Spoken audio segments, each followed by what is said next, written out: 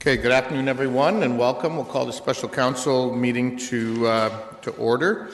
And we have one item on our agenda, which is a comprehensive presentation on asset management and water infrastructure. And Cynthia, are you starting it, or who is? Denise? Okay. Denise and Jason, welcome. Okay. Thank you, Mayor and members of council. Just going to advance the slide by one.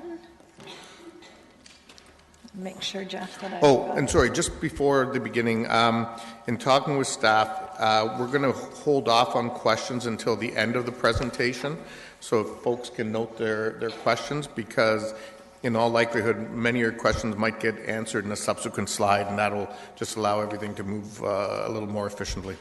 So back to you. Okay, thank you. So thank you, Mayor and members of council. Coming out of the 2017 budget process, it was recognized that there's a need to provide a clear understanding of water utility rates and variables which influence the rates. And staff also heard concerns regarding the current rate projections and the impact on long-term affordability to our customers. So through the budget process, staff committed to exploring options for the 2018 budget process, and today is an introduction to that body of work. So the purpose of this council strategic session is to provide an overview of a comprehensive asset management program and provide information related to the Water Infrastructure Program, an initiative which incorporates the Accelerated Infrastructure Replacement Program, or AIRP, and is intended to respond to council's request for more information and options prior to the 2018 budget process. Staff are seeking feedback from council on the variables to be considered in the Water Infrastructure Program to develop rate options. And the presentation is really divided into two parts. Jason Winter, behind me, the Director of Asset Management, will provide an introduction to asset management, and I will introduce the Water Infrastructure Program. I also want to acknowledge that this is a collaborative effort and includes involvement from several different divisions in the city, including engineering, utilities, and finance, to name a few. So with that, I'm just going to turn it over to Jason. Thank you, Denise. It's my pleasure to present the first part of this overall presentation to you all today. So today what I'm going to be doing is walking you through the overview of the asset management program, which also includes components of the overall framework. I'm going to spend a couple minutes talking through a relatable example that illustrates the philosophies of asset management as it relates to the scope of the program within the city, and then tying it all back to the infrastructure that is under the scope of the asset management program. So asset management means a lot of different things to many different people. Asset management is really about developing plans for our physical assets that balance the required levels of service in the most cost-effective way and acceptable level of risk. Personally, I don't believe that asset management is just about asking for financial resources, but in a way of how to best optimize the usefulness of those assets and using information to make the most data-driven decisions to maximizing our investment.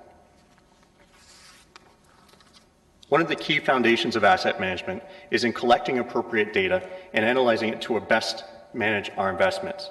An effective asset management plan sifts through all of these different asset components or data sources to come up with strategies to optimize the assets and balance the expected levels of service. Over the next few slides, I'm going to be talking through an example that leverages usable information to be able to understand the philosophies of asset management. So today, we're going to give an example of purchasing and maintaining a vehicle and how it relates back to an asset management plan. So when we've decided that we're going to be moving forward in purchasing a vehicle, the first thing that we ask ourselves is, how much are we going to be spending on this vehicle? So in this example, I've chosen that we're going to use $25,000 as our budget.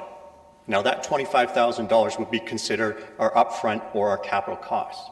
But when we look at what those capital costs are, it's not just necessarily going to be the purchase price. There are various other components that are included in that upfront cost. They might be licensing and delivery inspection components. There may be upgrades you might want to use on your vehicle, or shipping and handling fees, all of which we need to account for in this upfront capital cost. So it's very important that we look at what that true cost is when we go out and buy that vehicle.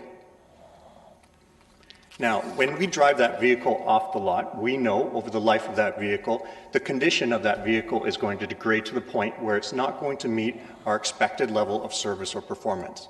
In this example, I've chosen that we hope to get 15 years out of that vehicle. So the usable life of that vehicle is at 15 years.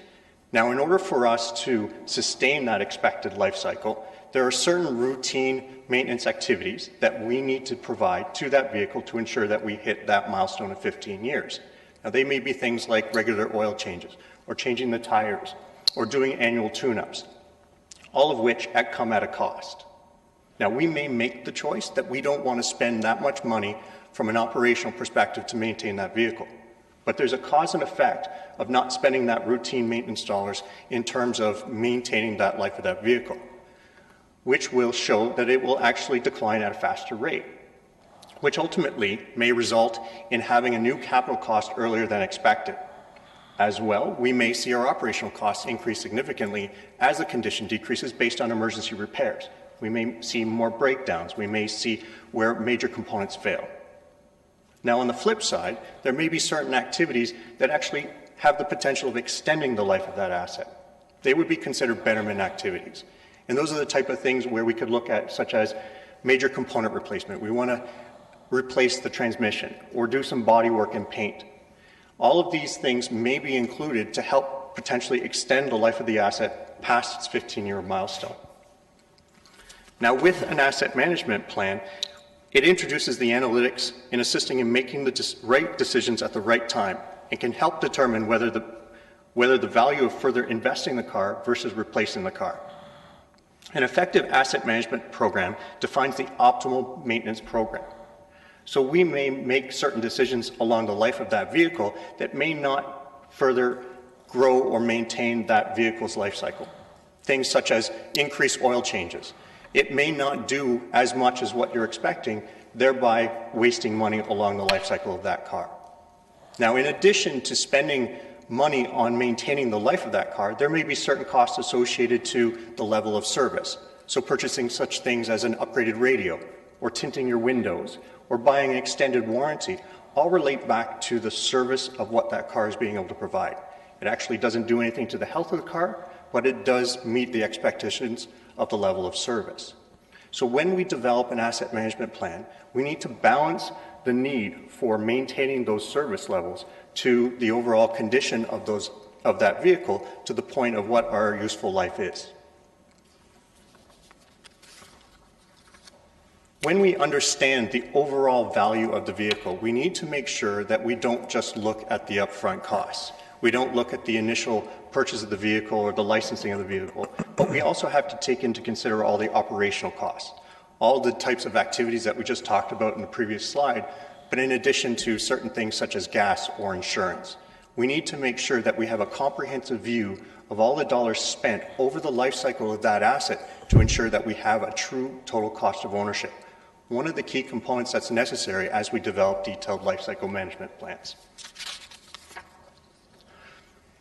Tying it back to the city's infrastructure, back in 2011, Council approved an overall goal for the asset management program. This goal outlines that we develop plans to maximize the useful life of all assets in the most cost-effective way with the least amount of risk while meeting an agreed-upon level of service. In essence, we're trying to answer the question, are we making the right infrastructure decisions at the right time with the funding that we have available? Now, in order to answer that question, the asset management strategy outlines three key philosophies. The first is balancing asset condition to level of service.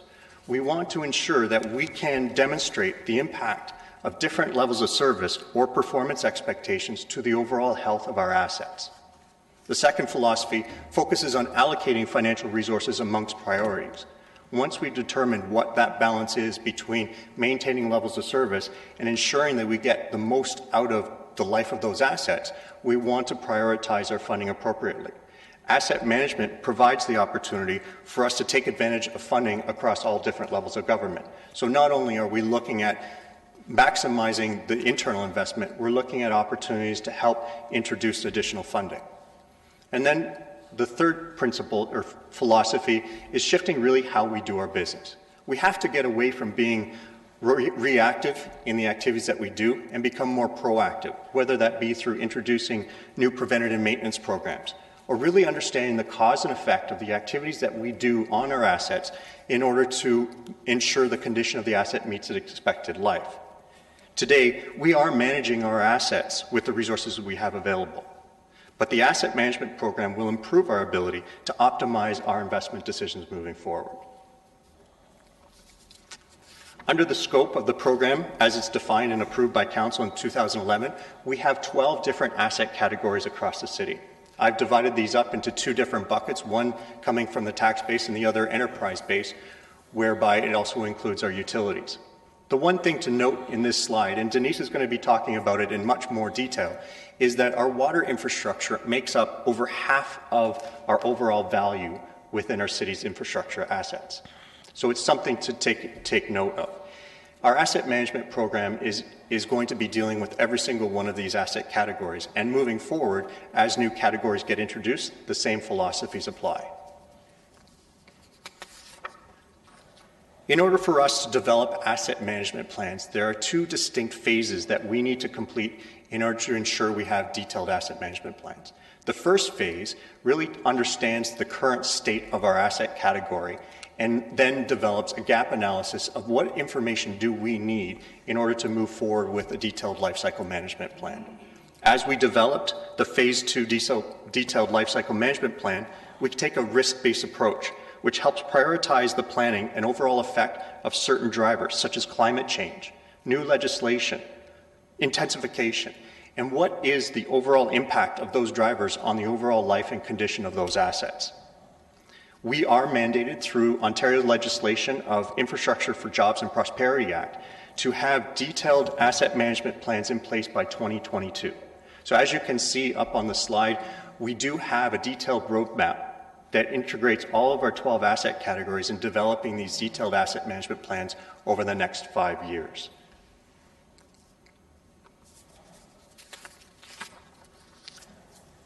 The bottom line from an asset management perspective is that we will continue to improve on data-driven decisions by collecting better data. This data may include more information on the specific assets that are under analysis or new condition information based on introducing inspection programs across the asset category. With this new information, we'll continue to define and balance service expectations to resources that are required to maintain the life of that asset. A good example of this balance would be something like repairing a leaky roof versus doing some sort of cosmetic improvements on a city facility. Or another example in sports fields. How do we balance the resources required to maintain the turf, whether it be through overseeding or enhancing irrigation, or versus having to do something from a service perspective, such as increasing the frequency of painting the white lines on the sports fields. All of these aspects need to be balanced in terms of the financial resources required. Once we have that balance in place, we will continue to build on the effective operational maintenance programs to be able to ensure that we enhance the move from reactiveness to proactiveness. We're going to continue to look for opportunities for preventative maintenance programs. We're going to continue to use the information to understand the cause and effect of certain activities and determine whether or not we should be increasing those activities or decreasing those activities based on the overall condition of the asset. At this point, I'm going to hand it back over to Denise, who will focus on part 2 of this presentation. Okay, thanks, Jason. So part 2 of the presentation focuses on drinking water, sanitary sewer, and stormwater, collectively called the Water Infrastructure Program, and which, as Jason mentioned, represents over 50% of the total value of City of Kitchener assets. So since 2002, you've heard staff speak of the Accelerated Infrastructure Replacement Program, AIRP, as the primary infrastructure management program for the drinking water, sanitary sewer, and stormwater systems. Going forward, you will hear staff refer to the Water Infrastructure Program, which recognizes the influence of maintenance and capital activities, rates, and other considerations to the overall program. So it's looking comprehensively at all of the variables that go into making up our water infrastructure program. In particular, it's important to recognize the relationship and interdependency between capital and maintenance activities. And you will recognize this degradation curve from the car example that Jason provided, and we can apply the same principles to water infrastructure. Basically, as the infrastructure ages, the condition degrades. Throughout the life of the infrastructure, maintenance activities are triggered based on performance of the asset and can be classified as preventative or reactive. Preventative maintenance activities such as valve exercising can extend the life of the infrastructure. Reactive maintenance activities, which tend to be unpredictable and more costly, increases as condition degrades and risk of failure is high. This is when service interruptions tend to be experienced by our customers. However, we also know that by investing in rehabilitation activities, reactive maintenance requirements can be reduced and the life of the asset can be extended. And staff's goal in asset management and through the water infrastructure program is to find the sweet spot illustrated in blue shading. And this is where activities can maximize the life of the asset and minimize the risk of failure and service disruption, resulting in the lowest life cycle cost and least impact to service levels. As Jason noted, an asset management plan defines those activities necessary to achieve the lowest life cycle cost.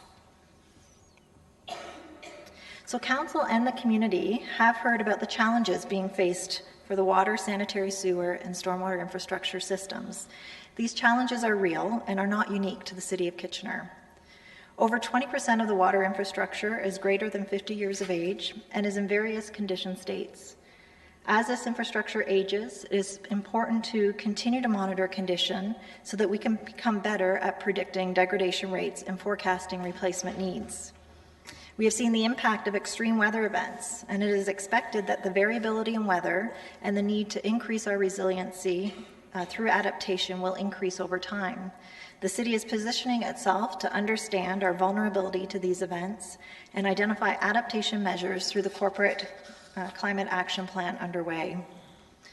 And since 2002, there have been significant changes to the approval, regulatory, and enforcement requirements for water, sanitary sewer, and stormwater systems.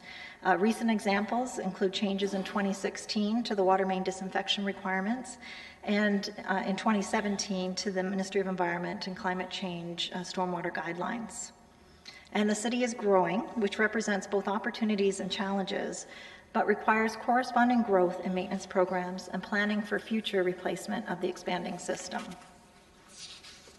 So in addition to the challenges, we also have lots of opportunities, particularly related to the water infrastructure program. As the sophistication of data collection systems and tools have increased, as referenced by Jason, so has the data that staff have available to make better decisions and manage our risks. With replacement and growth, there's the opportunity to incorporate new approaches to increase resiliency to climate change. And asset management planning has matured throughout the industry and at the City of Kitchener. It is now not just a best practice, but a provincially required practice. There are new technologies available to extend the life of assets, which can be incorporated into our toolbox of rehabilitation options.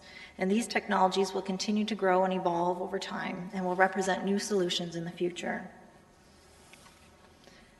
So as we evaluate the water infrastructure program, it is important to recognize that there are both external or uncontrollable rate drivers and internal or controllable rate drivers.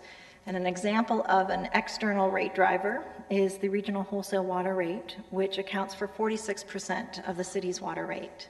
So when we're forecasting rates, it's important to incorporate the impact of both positive and negative of both external and internal drivers.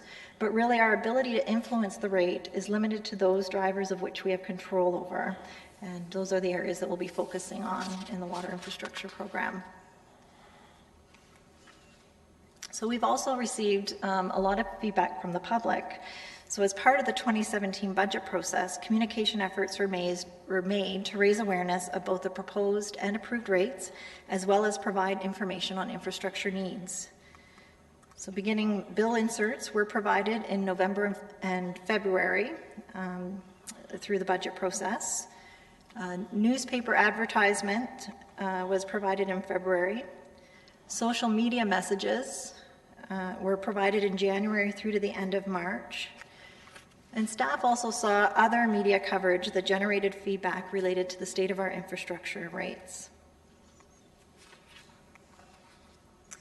So as a result of these efforts, 3 key themes were identified. The first being affordability concerns. The second, there was a lack of understanding in some of the feedback of what is actually driving rates. And on the flip side, we also heard support for water infrastructure investment. However, it was recognized that the feedback was fairly limited and did not necessarily represent the majority of ratepayers. So in order to better understand Kitchener residents' awareness and attitudes towards rate increases and infrastructure investment, a statistically valid representative survey of 600 households was conducted in April 2017. The survey questions and responses are provided in Council's package, and I will highlight a couple of questions in the next slides. I do want to note that Curtis Brown from Environics is in the audience today and is available to respond to questions that Council may have on the survey. So residents were asked to express a preference for managing the city's water-related infrastructure or keeping rates as low as possible. And what we found is residents were more likely to choose maintaining and replacing infrastructure at 51% of respondents over keeping rates as low as possible at 25%. And almost a quarter, or 22%, identified that both are equally important. In addition, 3/4 of Kitchener residents believe that the city should replace infrastructure at the end of its life, even if it means paying higher rates now. These results reinforce the approach of asset management and the water infrastructure program in reviewing the long-term plan for maintenance and capital programs to meet infrastructure needs at the lowest life cycle cost. The feedback received is also helpful to understand resident priorities related to the water infrastructure program and confirm guiding principles to provide an evaluation lens for various water infrastructure program options. The guiding principles include legislative compliance, utilizing a risk-based approach to infrastructure investment, ensuring sustainability for today and the future, affordability considerations, and transparency to clearly communicate information on the water infrastructure program to customers. In addition, through the budget process and subsequent discussion, variables were identified that could influence the capital, maintenance, and rate forecasts. The slide illustrates the variables identified in each category and those that apply to more than one category. So for an area, 2 areas identified were common to all 3 categories, and these include growth forecasts and climate change impacts. And then specific to capital variables, project estimation, estimated life of assets, grant opportunities, and inflationary factors were identified. The maintenance variables included the maintenance program itself and inflationary factors. And the rate variables include reserve levels, debt tolerance, customer financial assistance, potential asset sale, and grant opportunities. So we are seeking feedback today on the following questions. The first 2 relate to the variables that I just identified. And in fact, further handout information was provided on your table to assist us in this exercise. And before we get feedback on these questions, I'll just move on to provide the next steps for the water infrastructure program, and we'll also take any questions of council to staff, and then we'll ask our questions. So over the next few months, staff will be completing a number of actions associated with the water infrastructure program. We'll be reviewing other municipal practices as it relates to, in particular, to the variables that we identify. We'll be developing options for council's consideration. We'll be evaluating the options using the guiding principles as a lens. We're also in the midst of providing a communication plan based on information we heard from residents for a better understanding of what drives the rates. And we're developing a framework for future reviews because we know this is an iterative process, and we feel that the program should be evaluated at a certain frequency. All of this information will be brought forward back to council with recommendations from staff on September 11th. And following council approval of the staff report, we will be incorporating council's feedback into the 2018 budget and rate process. So Jason and I are happy to take questions, and then we'll go back to the exercise of receiving your feedback on the questions that we've posed.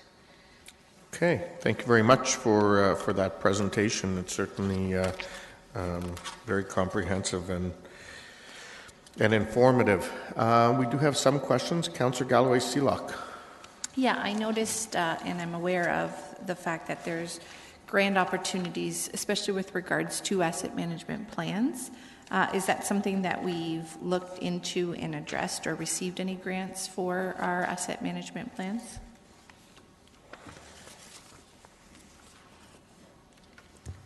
Go ahead. Through the mayor, absolutely. We're constantly taking a look at grant applications. There's several that are in the queue right now specific to asset management, and one also includes climate adaptation. So we continually work with our financial planning team to identify opportunities and reach out for those applications on an ongoing basis as they come out through different government agencies. Have we been successful at all to date with regards to asset plans?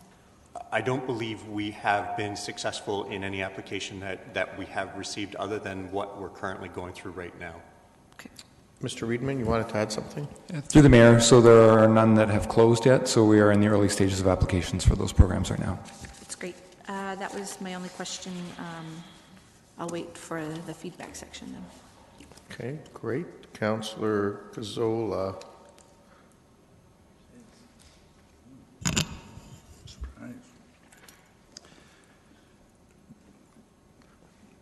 So we're coming into a new program now, WIP. Does that mean that AI, the accelerated, is that dead, or where do we stand with that? So through you, Mayor, the water infrastructure program will incorporate the planning for the accelerated infrastructure replacement program, but we will be referring, because we want to look at both maintenance and capital, as part of the overall rate discussion, through the rate process, we'll be referring to it as the water infrastructure program. Yeah, I'm sorry, my mind is in neutral. So the ARP program is still here, or? That's correct. So I'm still not clear. Then what does the WIP do? What is it? And we've never had a WIP before. All of a sudden we have. What are we doing? I'm not clear. Ms. Fletcher, you were looking to jump in there? Sure. So through the mayor, I would see it as a rebranding of our water infrastructure program. So it is not a duplication of the accelerated infrastructure replacement program. It's really just a more comprehensive look. And we were finding that people weren't entirely clear what the accelerated infrastructure replacement program really entailed. And when we started to look at the body of work that we were really doing, it all relates to our water infrastructure. So it's just a renaming of the program and an expansion to a more collaborative look from capital and maintenance. But you're taking a completely fresh look at this, so I gather you're going to come up with some different viewpoints. You're saying we're going to do this, and you're going to come back and present it to council in September when we're setting our budget requirements for 2018. So what do you? I'm really not clear on what this is going to produce, and we've never had it before. What is it? What's it going to tell us? So through you, Mayor, I think the way to look at it is the Accelerated Infrastructure Replacement Program is one aspect of the water infrastructure program. And it goes back to the slide about the interaction between maintenance activities and capital. The AIRP emphasizes capital replacement, specifically replacement, whereas there's other tools available to us, and there are maintenance activities that can and should occur in order to balance out the capital investment. So it is taking a more comprehensive look at our overall activities on our water infrastructure. But the ARP did have a capital component and also had an operating component that we just put into place. Or we did put it fully into place for this year's budget. Is that going to change? Ms. Fletcher, you wanted to jump in again? So through the mayor, I think you've also heard today that our ability to analyze condition information and data related to our infrastructure has matured. So while Councillor Gazzola is correct, it was strictly a 2% allocation that was put in for maintenance activities. And what you'll see coming forward in September is a more comprehensive analysis of the requirement for maintenance activities. So just broadly, what do you see, what kind of direction do you think it's going to pop up in September? You're going to have a lot more information from what I'm hearing. So does that mean a substantially large increase in prices in September? Ms. Fletcher? Through the mayor, I think you've heard from Ms. McGoldrick that council will have options for rates to consider in September. Is this new? We had options in the past. I've tried to bring some options forward. So this is somewhat new in that we... Well, I think Councillor Gazzola, council had directed at the last budget that staff go back and take a look at this comprehensively and bring back some recommendations over and above the existing model that we were on. And I think this is the first of two reports that are going to help us in that regard. Oh, I'm pleased. We're going to have options. That's always a good idea. Doesn't mean we'll necessarily like them, but we'll have options. Oh, that's, yeah. I have a... I see my time is gone. Go ahead. I took a few seconds of yours. You can continue. No, I have a number of questions on the survey that we did. I hope my mind can be changed, but I'm not. I'm sort of doubting some of the survey as to the value of it, and I just have a few questions with that. When we call people, it says that 70% of the respondents were people that pay the bill. Does that mean the first person that picked up the phone were the people that pay the bills in the household, or it was somebody else? I'm not clear on it. Staff, are those questions for the consultant? I guess so. Welcome. If you can just introduce yourself. And Thank you. Curtis Brown. I'm a senior research associate with Environics. Through your mayor, thank you, Mr. Mayor. Thank you for the question. In terms of doing this survey, we made sure it was a general population survey that everyone had an opportunity to answer. So we did talk to both the people who were the person in the household who did pay the bill, and also people who didn't. So in this case, we wanted to make sure that we had feedback from people who, say, lived in an apartment or a condo building. They may not necessarily be paying their water bill directly. So that's why we have that breakdown within the report. For the most part, we're speaking to people who are directly responsible for paying the bill, but we do include others as well. So if you called and the phone was answered by, if you got a family of four, the phone, or say a husband and wife, and the call was answered by one person who doesn't pay the bills, who did you talk to? We typically spoke to the person who was responsible for paying the bill either directly or indirectly. So they handed the phone over to that individual? Sorry? So they handed the phone over to that individual for you to complete your survey? Yes, they would, and but although in some cases, again, it wouldn't necessarily be the person who, they may not necessarily be responsible for paying the water bill. It could also be people who pay it indirectly. One of your charts shows where you did this canvassing, and it's broken down by postal codes. Is there any way of getting some kind of figures as to the number of customers that we have in each of those areas?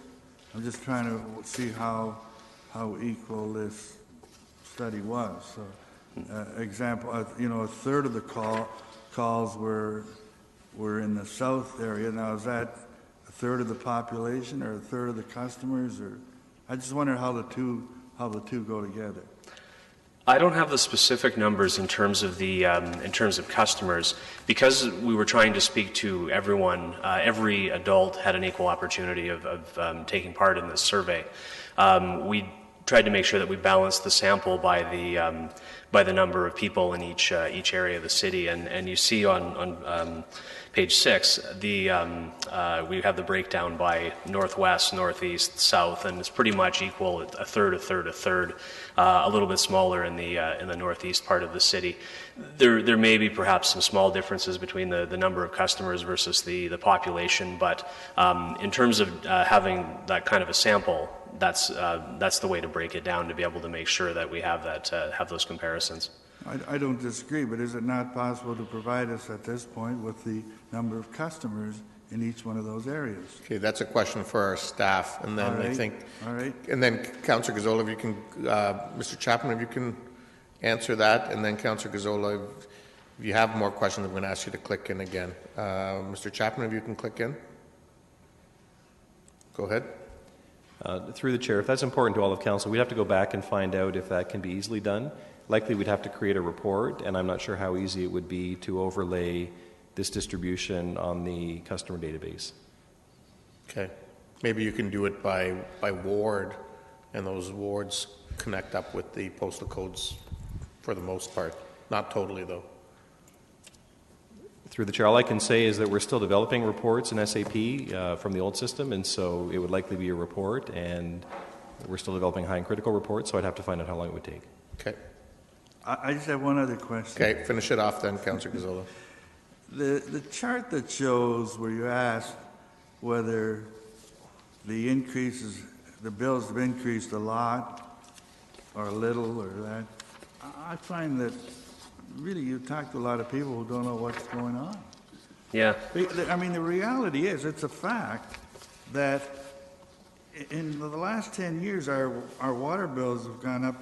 The rate has gone up 89%, and sanitary has gone up 120%, all the while that our inflation rate's gone up 17%. So that's not that those bills have increased a lot, have they not? So if people say they haven't, I question the validity of your analysis. Thank you for the question through you, Mr. Mayor.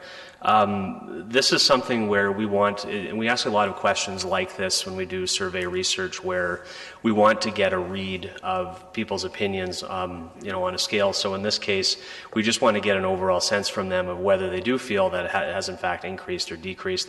And this shows that most people do recognize that there has been an increase. There's a degree of subjectivity, of course, in terms of people answering whether it's increased a lot or whether it's increased a little. But nonetheless, really it's about trying to get an overall sense from people about what their own perceptions are, which is the purpose of this type of exercise. So in this case, this does tell us that, yes, there is a recognition that pretty much everyone agrees that there has been an increase, but the fact that only 42% say that's only increased a little is significant in terms of, and the number of people who say that it's either stayed the same or they don't know. There isn't always very specific awareness with some of these things, and so I'm not particularly surprised by this finding. Because I know from doing this type of research, and also when we do more qualitative research, speaking to people, they don't necessarily, recall or know, the specifics in terms of how much rates have increased and that sort of thing. Okay, thank you. Councillor Fernandez, you're next. So I have a lot of questions, and I'll probably have to queue in again. So. Okay. Since you're there, I'll ask questions about the survey right off the bat. When I was looking at, Curtis, when I was looking at the couple of the questions, and the one that talks about the priorities, it's, to me, I mean, when you're asking about the priorities, sorry, I wrote my question on the other one. if you're asking about, people are going to be thinking, okay, you're only wanting to ask me about water, but an open-ended question that said, well, what do you see as the city's priorities? Would that not have given you a broader response and could very well have changed this pie graph? Thank you for the question, through you, Mayor. With this type of question, I should explain a little bit about how this question worked. So the type of question where you're talking about where it's more open-ended is kind of more like what's the most important issue, and with that sort of question we don't prompt people in terms of what it is, and often people will say things like transportation is the most important issue or keeping taxes low is the most important issue, and it really runs the gamut in terms of all the different services that the city provides. We didn't include that question in this survey because we wanted to be more specific on focused on water and the utility issues around the utility. But the way, just to be clear, the way that we asked this question is really kind of trying to get people to make a choice and to be very specific in this case, saying if the situation is where we're talking about maintaining or replacing infrastructure or keeping rates as low as possible, between one of two things, which is most important? And in this case, you see that half said that maintaining and replacing the infrastructure, that needs to be the priority, as opposed to no matter what, we need to keep the rates low, low, low. The option in terms of both being equally important, the reason that's in brackets is because we didn't actually prompt people with that. But we included it as a soft code that people could, that the interviewer could hit if someone said, well, can't the city do both? Can't they do both things at the same time? Then that was an option. And for this type of question, 22% is a pretty high number of people who did say that option, that they do expect a balance, if you will, between making sure that infrastructure is maintained and improved and also keeping rates as low as they possibly can. There are a lot of people who really kind of gravitate to trying to be able to do both at the same time. And I think that's an important thing. But again, they weren't given that specifically as a choice. The purpose of this question was really to find out, okay, if it's about rates being low, it's about infrastructure investment, which is more important to you? And that's just our way of trying to be able to get at this. Okay, I understand the rationale for directing a question so that you get that specific answer. Well, no, in fairness, I don't think... Let me finish. No, I wasn't done. Councillor Fernandez. I wasn't done. Councillor Fernandez, let me just finish, because I think it's important to correct that, because it's not what the delegation said. The delegation did not say that they ask a question to direct towards a particular answer. They ask a question in order so that people can give the answer that they feel is most reflects the way they view things. That's correct. Go ahead, and the additional, Fernandez. had I been able to finish, was you were focusing on water, and that's why throwing out an open-ended question would have not helped the survey move forward in the way that you needed it to move forward, focusing on that specific area. That's correct, Councillor. So I wasn't trying to say that they were directing the question to get the answer. When I look at the question about service interruption, you've got a very small response in terms of, like 21% said yes. Mm-hmm. Was the interviewer qualitatively expanding on that, or just said household water, sewer, storm services? Because I'm just thinking that many people would only think of interruption as I had brown water, my water pressure was low. Mm-hmm. Yes, they did have the opportunity to do that. So they asked about whether or not they had experienced some degree of service disruption, and then also they had the opportunity to expound on what that involved. And they didn't mention just specifically losing services, but they also mentioned a whole host of things that were part of that. So if I'm to understand what we are looking at here, this is really just the top level of what your responses were. I'm sure that your entire survey would be much more in depth if we were to look at the full survey and the responses, right? Well, through you, Mayor, this is the entire survey.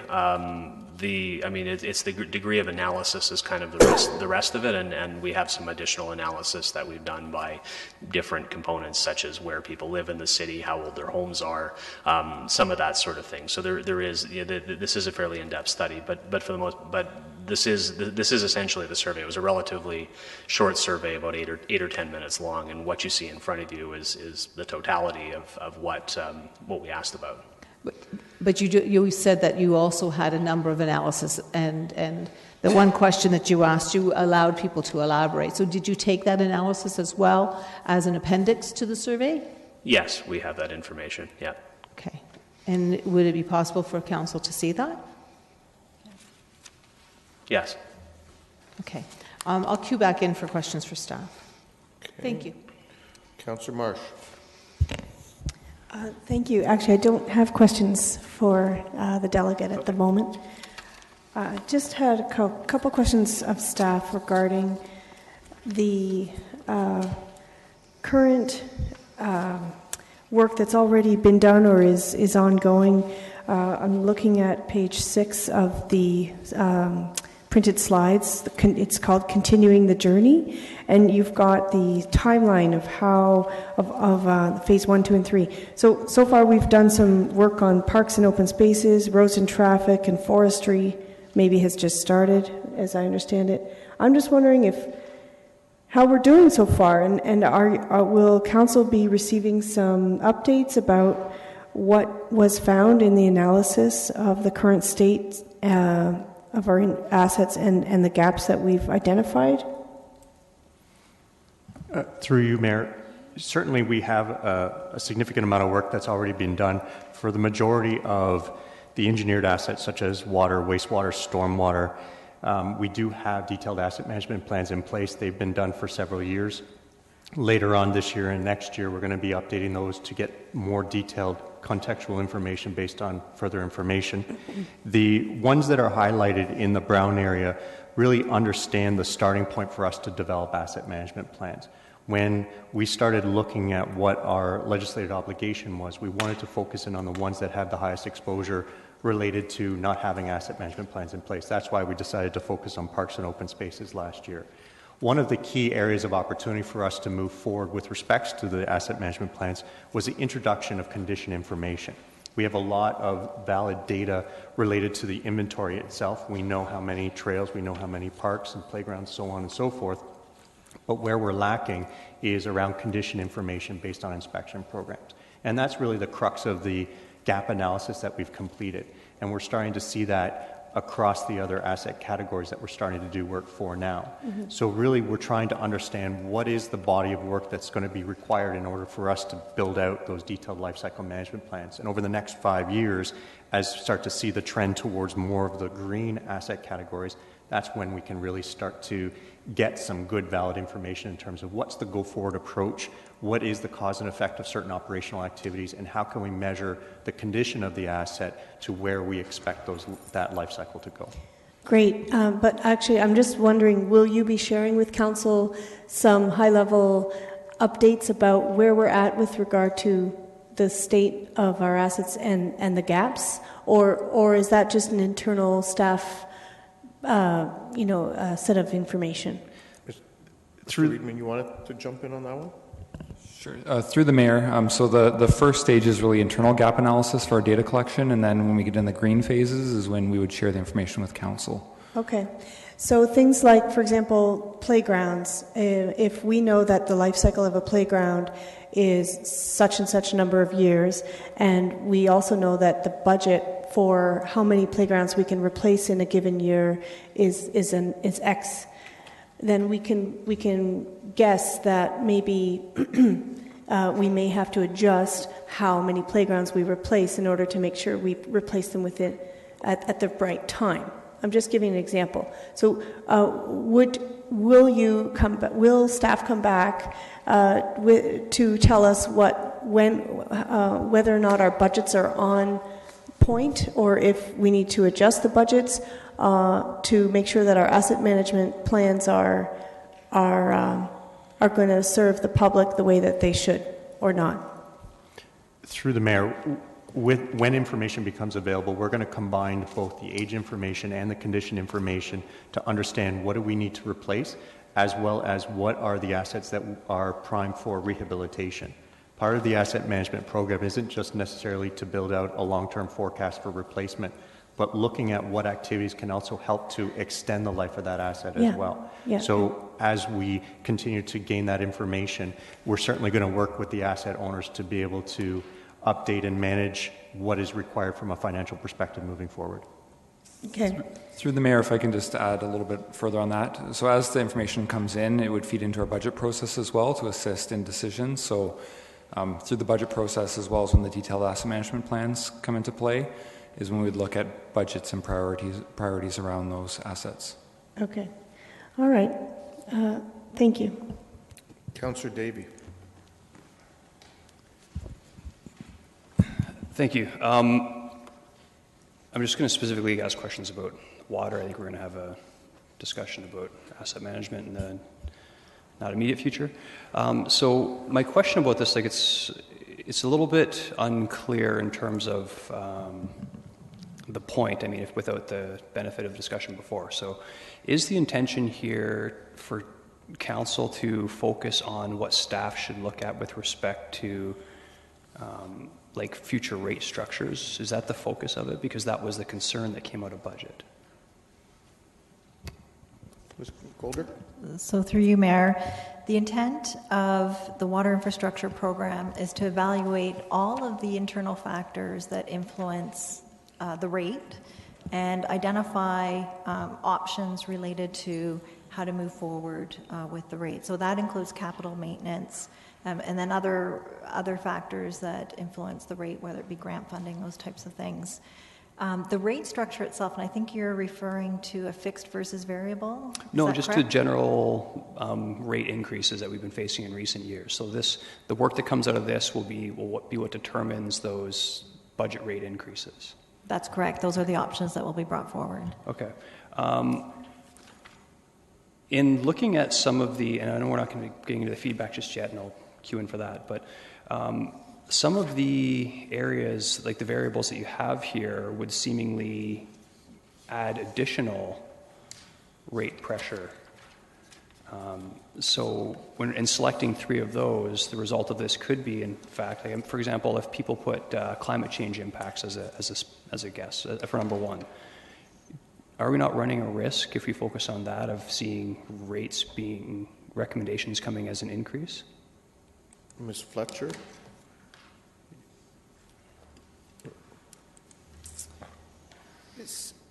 Through the mayor, it's a good point and good question. We have variables on the list. What we want to verify with council is, do we have the right variables? Do we have any that we should remove? And to your point, I think there are some variables where we might have to have a better understanding of how they impact potentially our rates moving forward. I wouldn't necessarily say in all cases it's going to mean rates go up. I think it comes down to that balancing risk related to our infrastructure.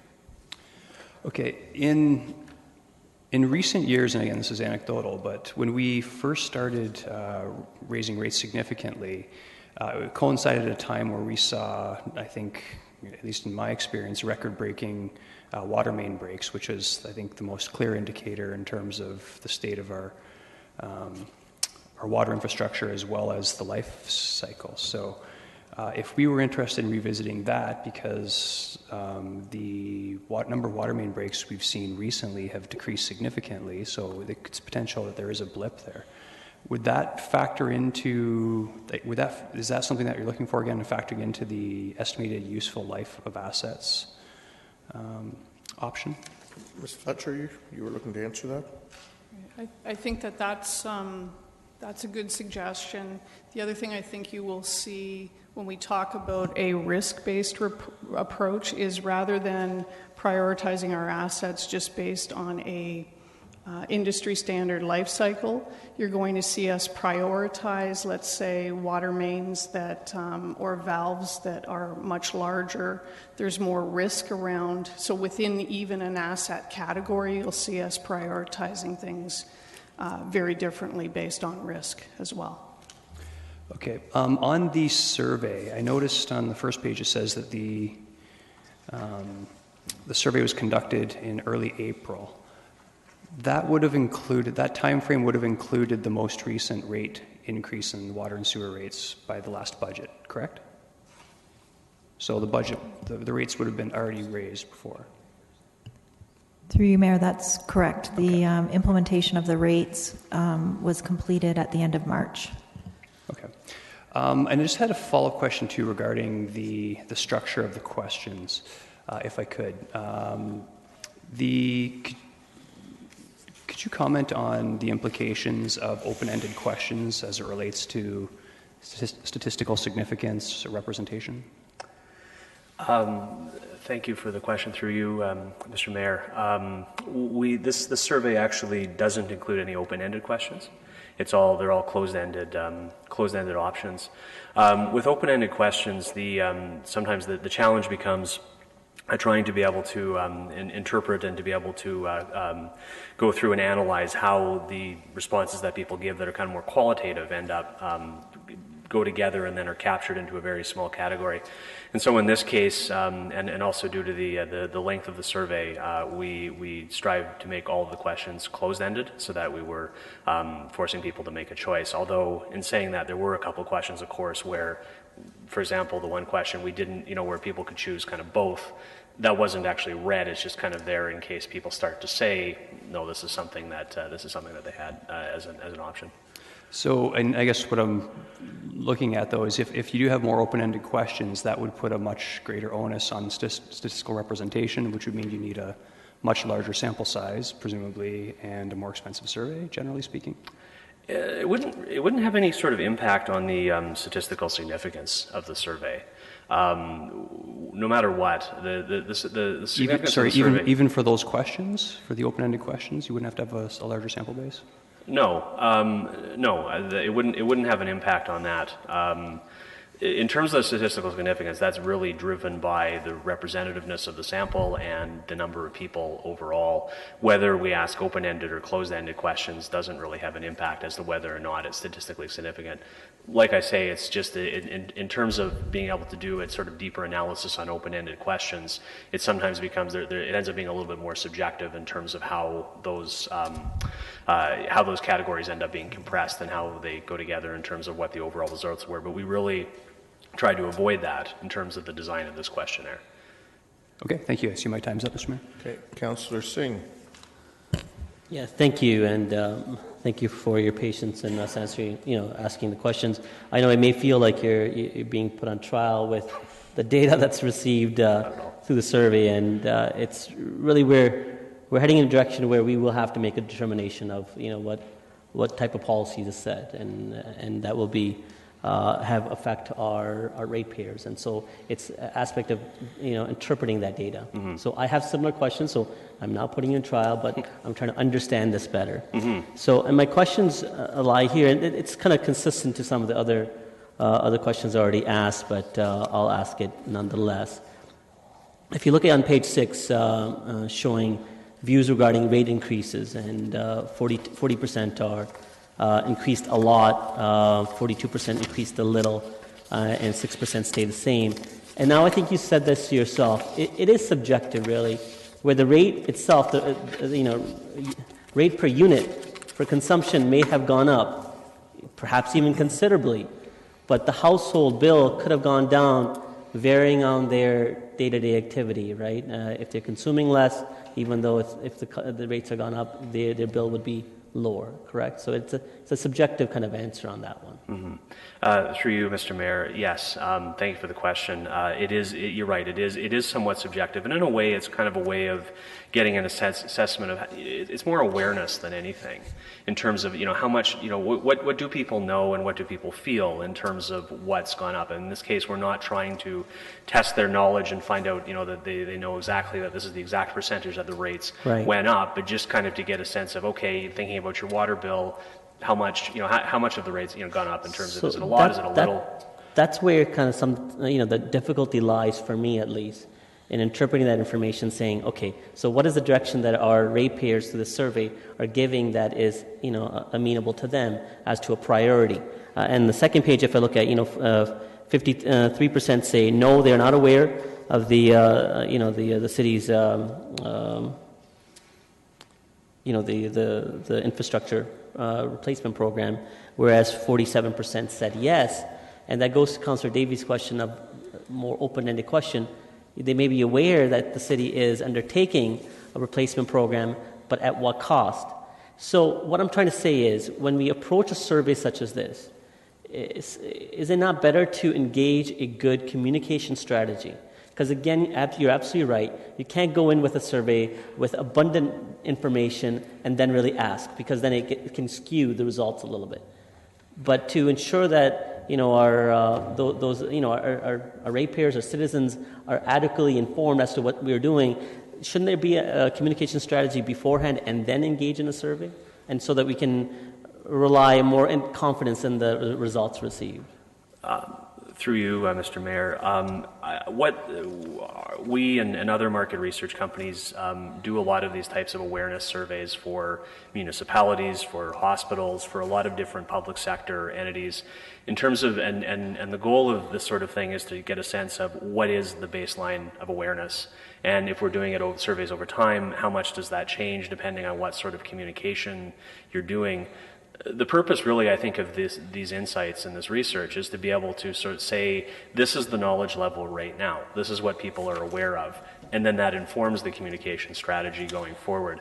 I think if you do it the other way, you may end up increasing awareness to some extent. But really, I think the more important thing is to be able to get an initial read of, this is what people know, this is what people, this is what people know about it, this is what they've heard of it, and then what do we do as a municipality to be able to increase that awareness. So one kind of follows the other. Sure. My concern is sometimes you ask anyone what is the right thing to do, and their answer will be quite logical.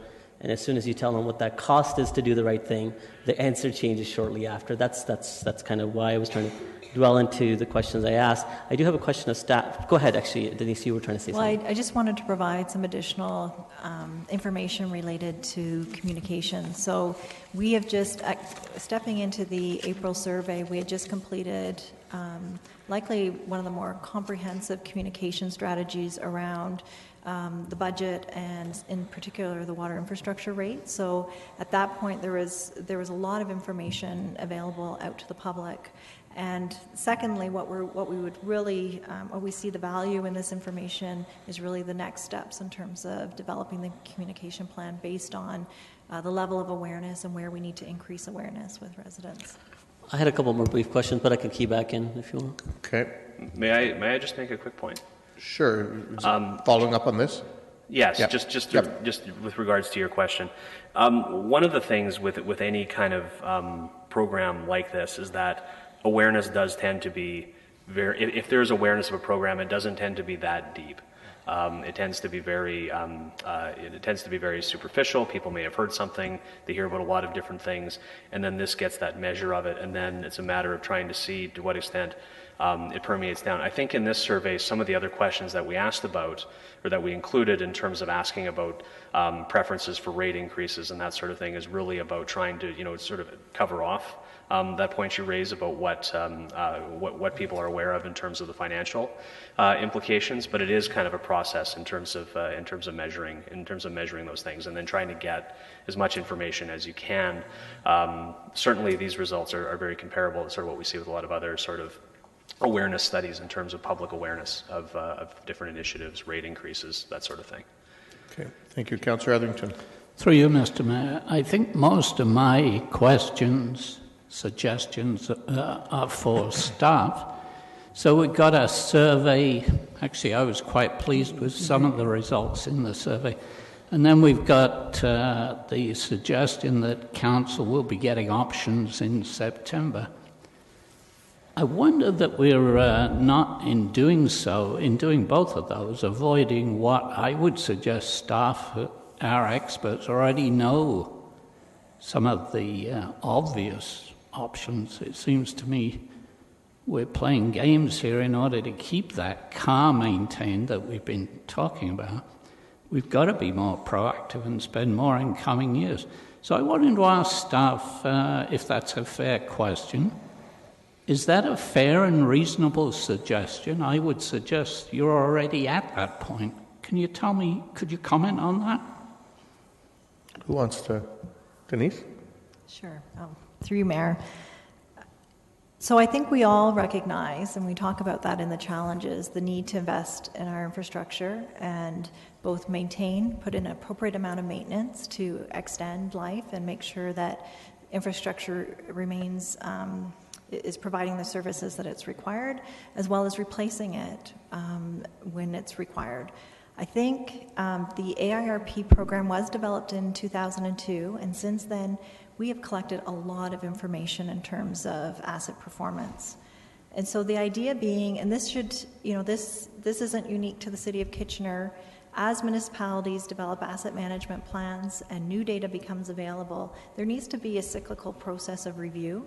And that's really where we are today, is going back and looking at the base assumptions that were built into the program, looking to see how it compares with new information that we have available, and then developing the plan out, validating the plan or adjusting the plan slightly, and then building in a review period in terms of recognizing that we're going to need to do it on a somewhat regular frequency. We certainly wouldn't necessarily want to do it annually, but it is a practice where we should be reviewing what the program and the plan is as new information becomes available. Thank you. I don't blame you for not answering the question, but when I look at the amount being done this year on page 3, I believe it is in this report, and then look, and that seems to me to be a tiny amount for $25 million.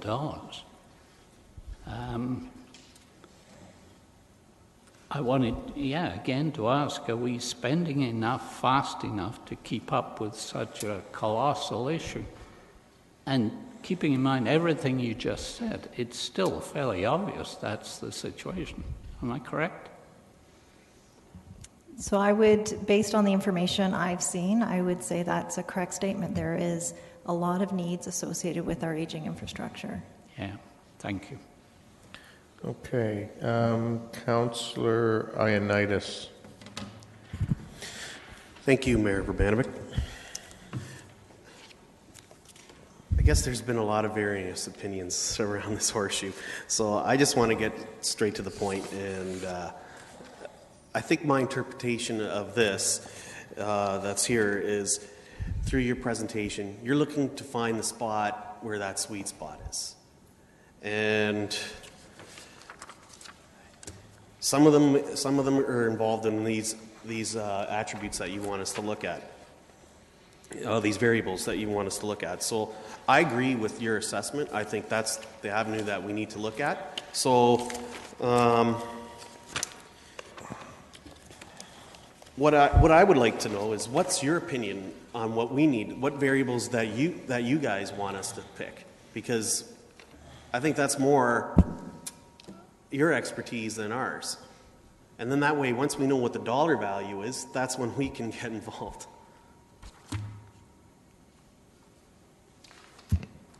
Ms. McGoldrick? Ms. Fletcher? Through the Mayor, well, I think staff appreciates that you want to hear our opinion. There were 2 or 3 of the variables that were put on the table by council last budget cycle. They were not staff's recommendation, so I think one of the exercises, so for instance, the first 2 on the variable page were put on the table by council. They were not put on the table by staff. So one of the questions that you see in Ms. McGoldrick's presentation is, are there any variables that should be removed from the list? Have we got a comprehensive enough list? And then staff will go away and do work around these variables. Okay. Because I think what I'm hearing around the horseshoe, and I think it's for ourselves, the major concern is, as Councillor Davey may have put, is the rate increases and the water main breaks and everything else. And I think we have to do these studies, and I'm glad we're doing them. But okay, it's more or less a comment. Sorry, but I was really hoping to get the next step instead of where we are today. Sorry. Okay, that'll come. Councillor Yanetsky, and I think it's important to remember, and maybe before we just continue on with the questions, I mean, when you come back in September, you're coming back with options that some which will see, I presume, the pricing or the price model stay the same, some that might see it increase, but options that will also see it decrease, correct? That's correct. Okay. I think it's important for council to be aware of that. Councillor Yanetsky, you're up next. I know where you're going and looking for information from us in terms of the various variables, but just looking at the presentation, and I find it rather interesting on the fourth page of the survey where the satisfaction of utilities, especially specifically to drinking water, and that less than 50% of the people are very satisfied, whereby the balance is somewhat satisfied or not very satisfied. And I figure that we here in Kitchener, Ontario, Canada, we have to meet certain regulations. We have all this water here in our country, and we have the best source, and we have excellent water, as I would see it. And you look at third world countries, and they got issues there and poor water conditions. Yet the survey says that less than 50% of the people are very satisfied. And I find that rather surprising, but maybe on the other hand, I don't find it surprising when I go to the grocery store and I see people walking out with their groceries and all these cases of bottled water. Is there something that the public feels not confident in the the reliability of the water service that we're providing? Does that come out in the survey at all in any ways? Ms. Fletcher?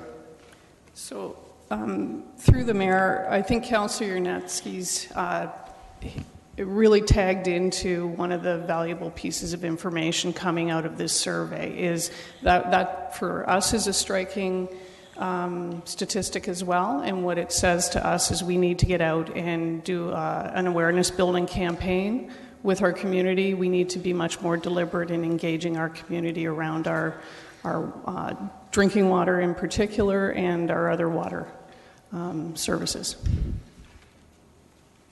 So it's a campaign that we have to promote our water better. That's where you're getting at, right? Ms. Fletcher? That is correct. I think we need to define with our community or understand where our community is not seeing value for their money. Yeah, and that puzzles me too. The other question I have is pertaining to the slide sample that you did, maintaining a car. And you had the survey, if you buy a car, you do nothing, it'll eventually fall apart. If you do maintain it, you continue the life. But then you can also enhance it by doing replacements, etc.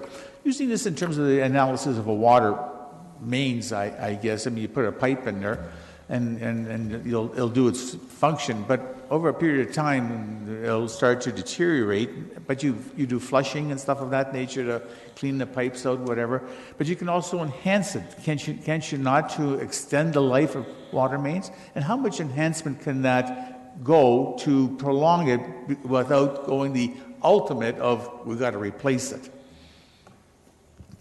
So through you, Mayor, in terms of the analogy of the car and applying it to water in terms of routine, minimal maintenance and extended maintenance, you can extend the life of pipes with lining technologies. So lining technologies continue to advance, and we're interested in looking at lining from a rehabilitation perspective. Unfortunately, a pipe can get so far down in terms of its condition and how degraded it is that the lining technology isn't a suitable treatment anymore. So it's, again, finding that optimal timing at the right time when the pipe is in a certain condition in which to apply the technology. So this is a body of work that will continue over. We won't have all the answers for September in terms of lining technology, but we are looking at that as a potential future application. I appreciate that answer. Last question I have comes down to tying it all together, the slide on page 6. We had the tax component versus the enterprise component, and then you got it broken down by the various little subcategories. Yet I find in terms of our budget, the fire department is one of the highest components. I know salaries are a very, very strong component of that, but would they not have been included in this as well, or is there something I'm missing here? Through the mayor, we definitely do have components of the fire departments in terms of the vehicles through the fleet asset category. As we continue to develop the asset management plan, we are looking to introduce additional categories for which the fire department may actually become its own category as we move forward. Okay, appreciate that. And then when you're talking about facilities, that you're talking about buildings, is that correct? That is correct. Okay, thank you. Okay, next up is Councillor Schneider. Thank you, Mayor Vivanovic. Curtis, with this research that you did, I wonder if you could maybe comment on perception versus reality. Like Councillor Yaneski was talking about, we have high quality drinking water, but the perception is it may not be as high as we feel it is. And same with the rate increases. We feel that we increase the rates highly, but the research says, many said it increased a little. So can you, with your experience in this research, in surveys of other kinds, to kind of explain the difference with perception and reality? Through you, Mr. Mayor, thank you for the question, Councillor. What we are doing is largely measuring public perceptions, and public perceptions do not always align exactly with the reality. For example, to the point about perceptions of water quality, this is something that I know there's a lot of research about throughout Canada, actually, and the perception of a number of people who give very high marks to Kitchener's water quality is in line with what you see in other municipalities that say, when you think about over the last 20 years and, the issues and challenges around drinking water quality and different things that have come up, there is the perception amongst some that perhaps the quality is not what it could be, and then that leads in turn to perhaps municipalities talking about about the value of the drinking water and how it is high quality and how it meets these stringent standards and everything else, and it perhaps necessitates that. Certainly, that's something. And again, when it comes to rate, for example, on the point of rates, people don't always notice exactly how much the rates are, how much they've increased over time. So it is very impressionistic. It is very much about getting a sense of what people's perceptions are. But those perceptions are important because perceptions can become reality. And I'm sure as you were talking to people in the community and taking calls from constituents, you hear comments from people about what it is. So it's really, I think, important to get kind of a broad read of this from the entire community in order to be able to know what those broad perceptions are, so that they don't become reality or become the accepted narrative if they are really off base. Okay, thank you for that. And again, using your experience from this survey and others that you've done, what are some of the factors or things we can do that would increase awareness, that would improve the perception that our citizens are having? Through you, Mr. Mayor, I don't presume to say exactly what you should do in terms of specific tactics. But I would say just around an overall communications strategy, those are the sorts of things that you want to be able to make sure that you're communicating clearly and effectively about the value and about the necessity of continuing to invest in funding infrastructure.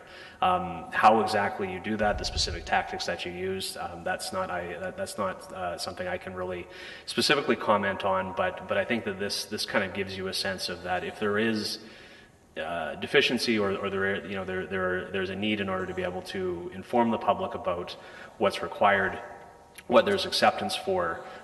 This gives you, I think, a really good understanding in terms of being able to develop that broad strategy and move forward with that as a city.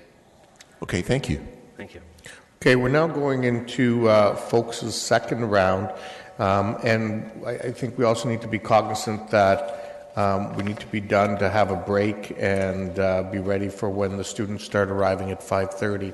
So as people go into their second round of questions, I'd also ask that you provide your input into the 3 questions that exist there for council in terms of, are there any variables missing or should any variables be removed? What are the top 3 variables that you feel are most important to consider? And is there anything that stands from the guiding principles or resident feedback? And if you can work that into your questions/comments as we go into that second round, and be cognizant of colleagues time-wise, because we need to break for dinner and we have a hard stop at at 5:30 for both of those things. And there is a sheet that is on your desks where you can actually prioritize those three variables. And if there's any that you think should be that are missing or should be removed, you can mark that on that sheet and provide that to staff as well. So with that, we'll go into the second round, and I'm going to start with you, Councillor Gazzola, because then I'm going to need to give you the chair. Whoops, sorry. In a minute, yeah. Go ahead, Councillor Gazzola. Yeah, I just have a quick question of Mr. Brown. Just very, is there any test that you do to judge the validity of what people are saying? Well, what I'm wondering is, when they respond, are they saying what you would like to hear, or what is sort of a responsible thing, or are they really truly believing what they're responding? Is there any kind of a test? Thank you. Thank you for the question through you, Mr. Mayor. We certainly don't tell them what we want to hear. Our validity is measured by how representative the sample is, and how to make sure that we're speaking to the right proportions of Kitchener residents based on where they live, their age groups, men and women, different factors like that. And again, this is about measuring perception, not necessarily reality. We understand, and one of the limitations is that we know that this is not going to be, the exact truth for every person, and they won't be super knowledgeable about every aspect of the issue, but we do give them every opportunity in terms of, and it goes from everything in terms of how we design the sample, how we craft the questions, how we, to make sure that there isn't any kind of bias in terms of how the interviewer reads the question by rotating different options. There's all kinds of different things that we do in order to be able to make sure that the way that we're asking the questions and getting the data from people is really as neutral as possible and is not skewed by any other sort of factor that may end up invalidating the results. Okay, thank you. Thank you. Thank you. I have a couple of questions of staff. Okay, go ahead. Yeah, somewhere you talk about the requirements of the province. Where can we see what all of those requirements are? Sorry, through you, Mayor. Councillor Gazzola, can you please repeat the question? I said somewhere in the report you talk about these legislative requirements. Where can we zero in so we can read to see what those requirements are? Mr. Reedman, you wanted to jump in? Through the Mayor, so I believe you're referring to the asset management plans being in place, so Mr. Winter can provide that information to you following this meeting. Okay. I have just a couple of other questions, which I'll leave. I'd like to just ask staff if you can quickly, as a result of this environics research, what are the three main things that staff took away from this report, from this research? Okay, so through you, Mayor. For me, and I'm not sure if we've debriefed as a staff group to say what are the top three, but we've certainly talked about the need to develop that communication strategy that Curtis referred to. So making sure we have informed customers and satisfied customers. The other thing is that the other takeaways for me is I heard that there is a concern in terms of the state of our infrastructure and the need to invest, but that there's also a desire for a balanced approach in terms of rate affordability.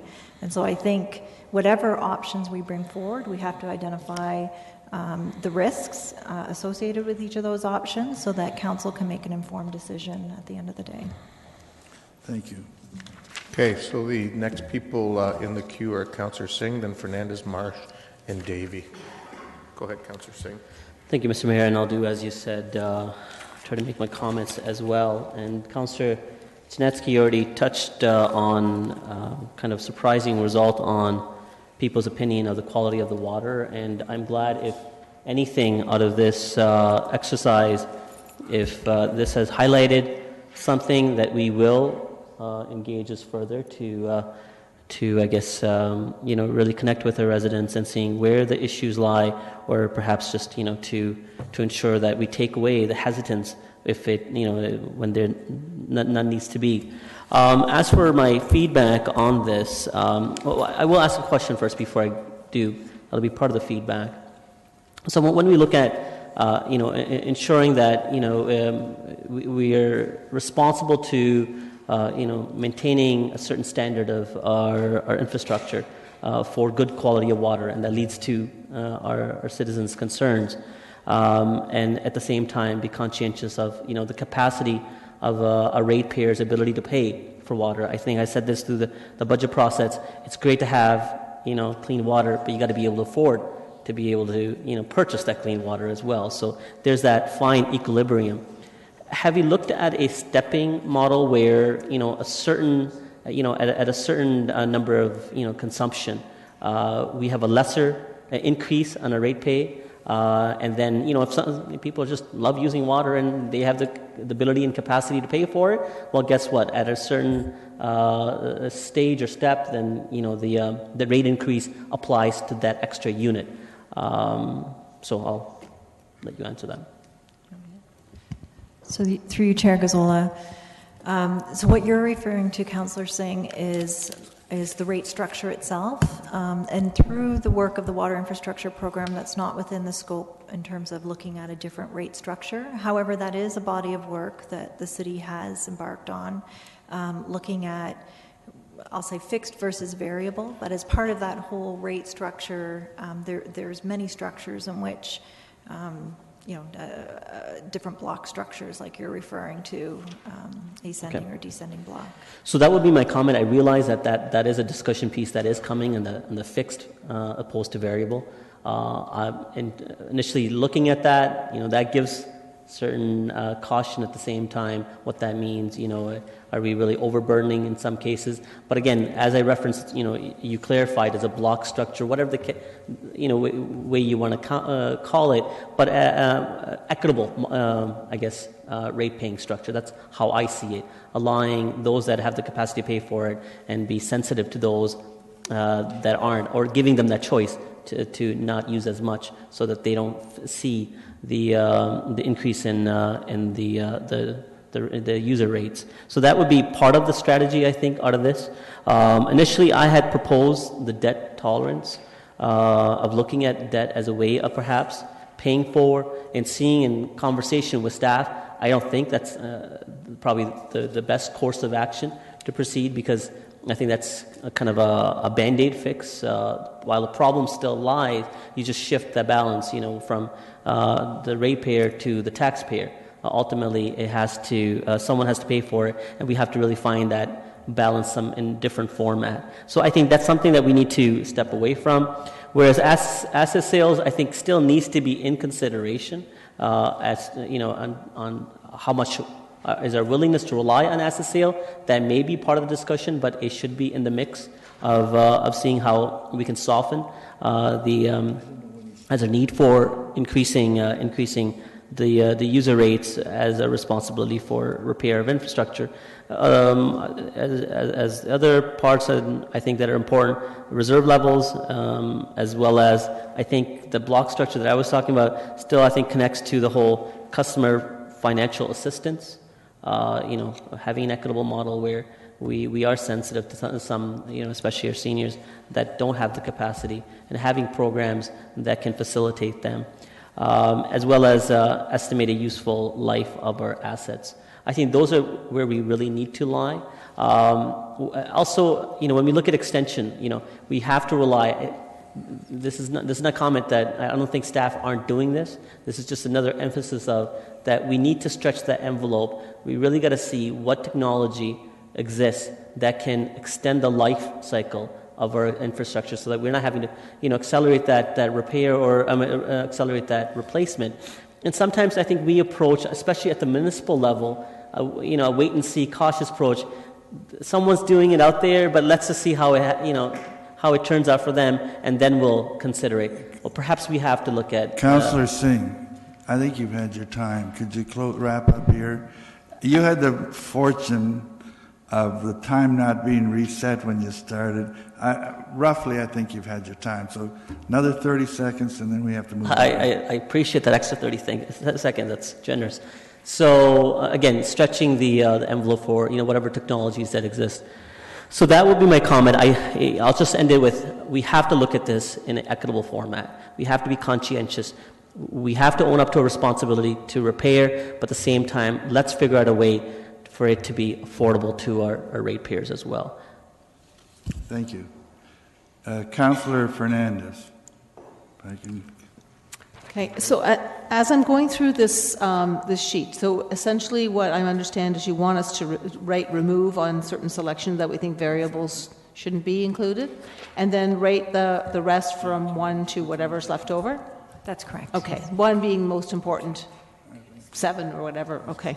The other question I had was, and this is probably one of the variables that maybe should be in there, is the analogy of the car is great because it talks about all the different variables for a car, purchase, operational, capital costs. But it doesn't talk about the possibility of the product being having a problem. So a lemon car.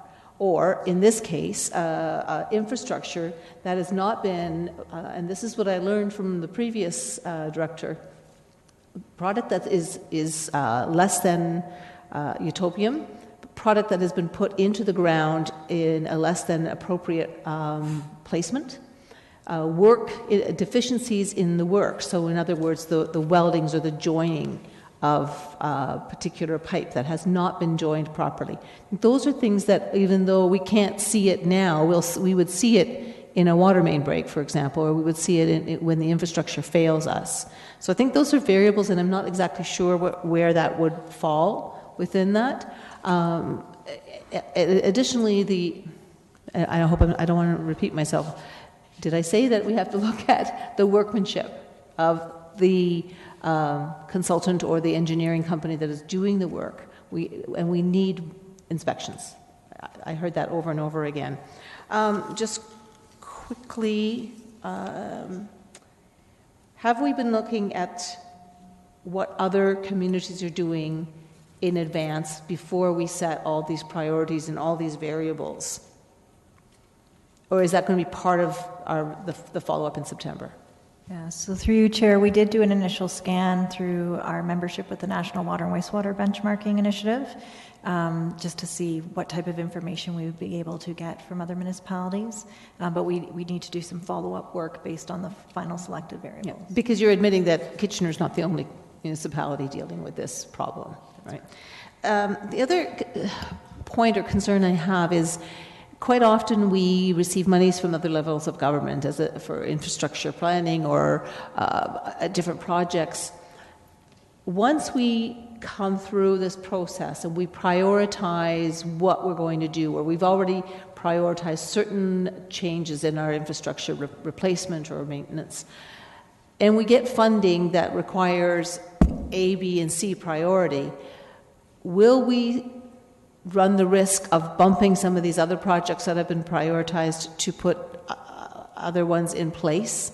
Because what I'm worried about is that we have this money coming in and we're saying, okay, we weren't going to do this project B until 2020, but it fulfills the criteria, so that means that project A, C, and E will now get bumped.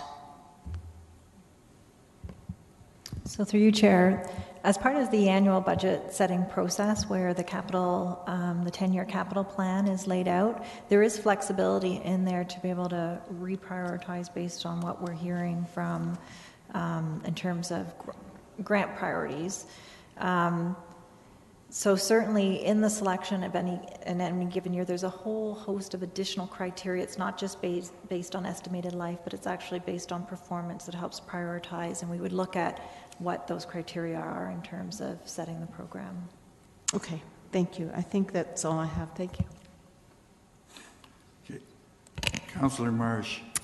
Thank you. So, first of all, I just want to say that I really appreciate this strategic session. I really think that we've got a lot of good information, and staff have dug deep to really look at what we need to know about asset management and how to move forward. I think it's a clear plan, so thank you. I do think that we need to not consider going into debt or selling off our assets unless, as noted, it's considered, unless it's considered surplus. I really think that the first two variables are not necessary. That's just my personal opinion. The third one on the list, I thought we're already doing that, aren't we? I have great confidence in our finance staff that we already are considering the best practices for maximum and minimum target levels of reserves. So I don't know to what degree we need to really go back and do that again. So I want to just state my preference that we look at the last three on the list, and also to support what I think Councillor Singh was getting at.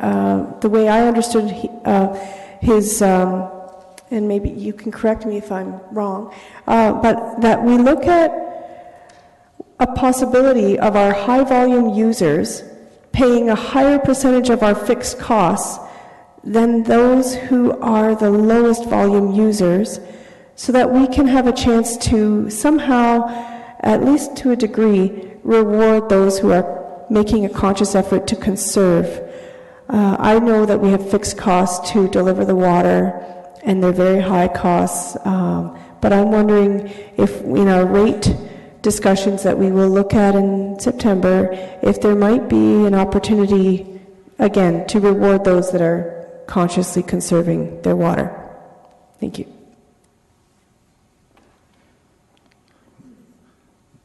Those are the end of your comments? And nothing to come from staff? Okay, in that case, Councillor Davey. Thank you. I want to start by just touching upon a couple things. First of all, on the branding of the water infrastructure program, I think that's a good idea. It's not a huge thing, but I think it definitely adds to clarity, because when I've explained AARP in the past, it gets some confused looks. I also want to thank, I guess, whomever is responsible for doing a statistically significant survey, because of the engagement techniques that we use, the one that I rely on the most are the ones that appear to be representative of our community. And I got to say, I'm quite encouraged by the results of this. We have had some pretty significant hikes over the years, and it's really reassuring to see, especially on page 9, that the average resident does acknowledge that paying higher rates is not something they want to do, but if it means that we need to replace items before they fail, it's something that we should do. On the slide just previous, I think it's important to note, this is probably the most telling slide for me as a representative of my ward and the city proper, and that's a full quarter of the people that answered the question on page 8 chose an option that wasn't even available to them, and that is they want us to maintain our infrastructure, but they also want us to keep rates as low as possible. Now, obviously, that's very difficult, but that's clearly the goal that we should be aiming for, and that's what they expect of us. So in terms of feedback, I think, we're never going, I've been clear in the past, I'm never going to lower rates at the expense of letting our infrastructure fall apart, but I do think that there is opportunity for us to look at the data, especially when it comes to the estimated useful life of our assets, which is the one that I chose as our number one priority.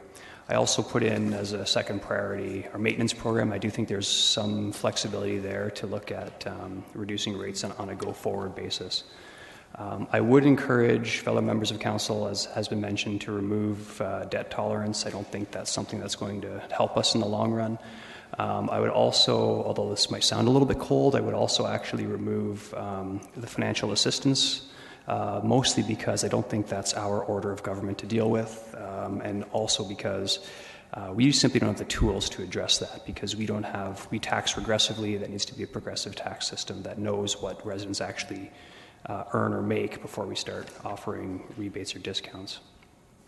The only other one I would consider removing would be the climate change impacts, not because I don't think climate is possibly the biggest threat that we face on a global scale, but simply because this, I think, would only serve to put additional pressure on our rising rates as they are, and also because we literally just approved a climate change comprehensive plan recently. So again, looking at this, again, my thanks to staff. I think we're on the right track. I look forward to seeing what they come back with. And on the greater scale, I take this issue very personally because on a city level, I think over the past several years, our tax rate increases have been much lower than our other local municipalities and the region. Our debt levels are being paid off very rapidly, and we've posted back-to-back surpluses. So this is really, as I see it, the last remaining large financial issue that we have to deal with to get our residents on board with everything that we've been doing.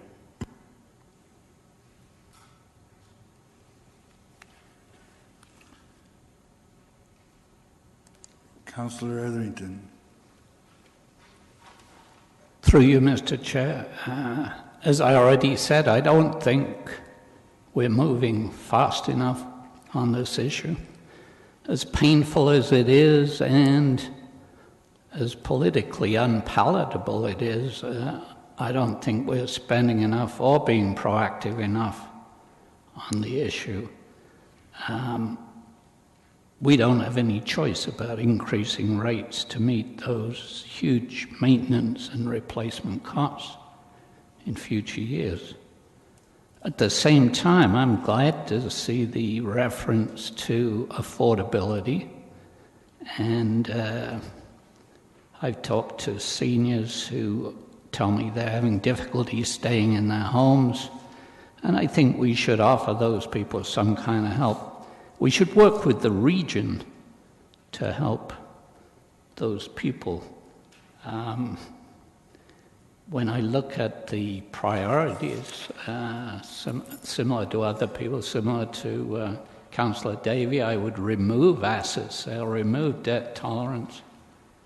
The three that I would favour would be estimated useful life of assets, the maintenance program option, and as I said, the customer financial assistance. We can surely work out a way to help the people as we face up to those increased rates. Thank you.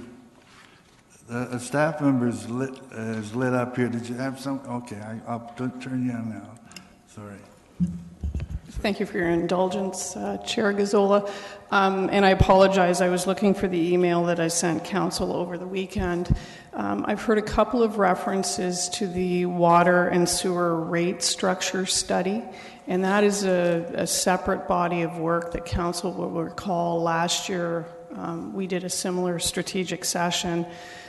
So while we still see that as an important body of work, what also has come out between the two bodies that have been running parallel is that real need to do an awareness building campaign with our ratepayers and some more comprehensive communication. So for us to come back in September with the sort of wrapped up with a bow water and sewer rate structure, fixed versus variable, I'm not sure we can meet that timeline. So what I had indicated to Council is we intend to do that communication and awareness campaign building over the fall and develop some options throughout 2018, and in early 2019 we would come back with the rate structure.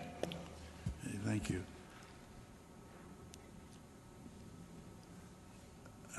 Councillor Galloway-Seelock. Yeah, just a quick comment and then give my feedback. I appreciate this report and the steps being taken into developing our rates and making sure it's done comprehensively. We are being given the tools to make an informed decision when we need to do the rates, and so I appreciate the work that's being done. It's a huge project and it's a huge decision that we have to make every year with regards to rate increases and the infrastructure program, which is one of the biggest issues we'll ever deal with around this horseshoe. So I appreciate the approach being taken here and the information that we've gathered. For me, I would remove the first three on the chart: asset sale, debt tolerance, and reserve levels.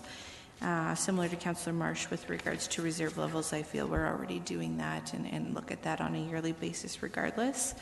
And then the three priorities that I think are most important to consider are the estimated useful life of assets, the maintenance program, and the customer financial assistance.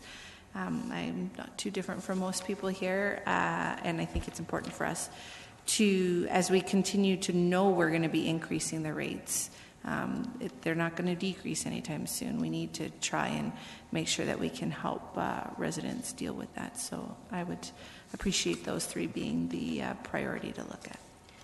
Thank you.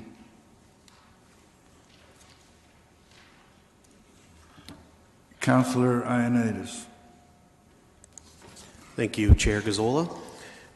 First of all, I want to make my comments as well, and I think basically it's really up to us to see where we want to see this program, and wrapping it up and together in one picture, I think sends a clear message to us eventually, and it's a roadmap on where we're going to be standing. And once we do all these studies and with the variables included, I think it will give us definitely a much better, clear picture.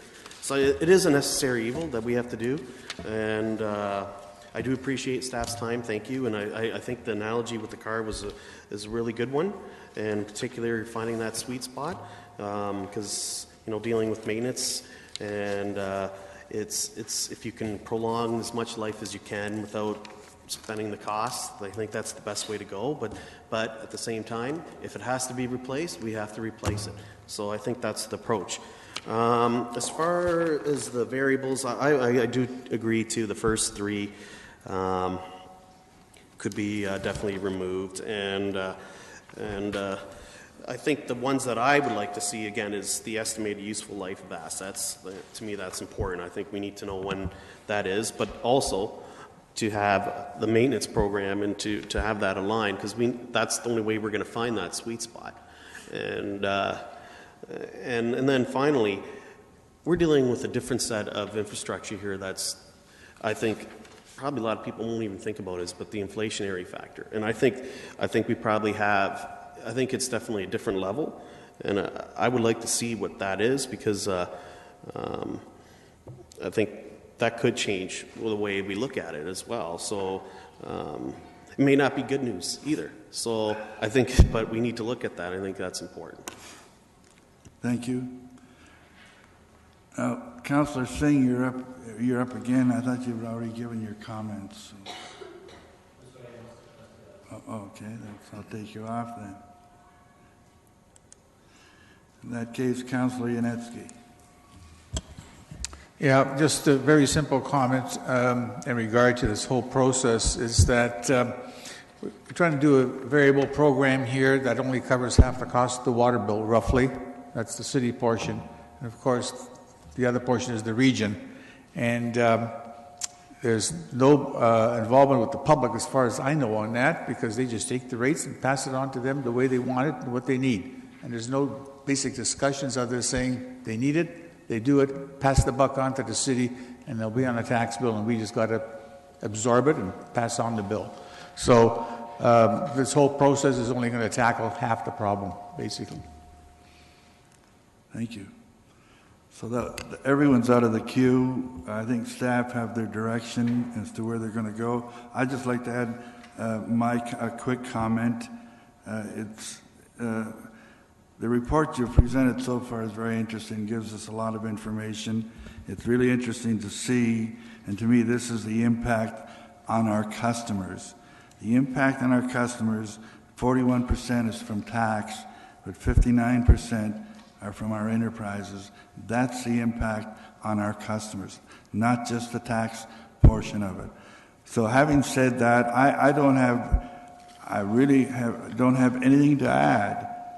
But I would like I really like the opportunity to look at all of the issues that you've got on the table. I would like to see, using all of those factors, what the options come up as. And it would be good once and for all to see if we go in a certain direction, this is what it does, and on the other side, this is what it's going to cause us to do. So having said that, I think everyone's had their opportunity to have a say, and staff, I think, have their directions. We look forward to hearing from you in September, and with that, I would call the meeting adjourned. Thank you.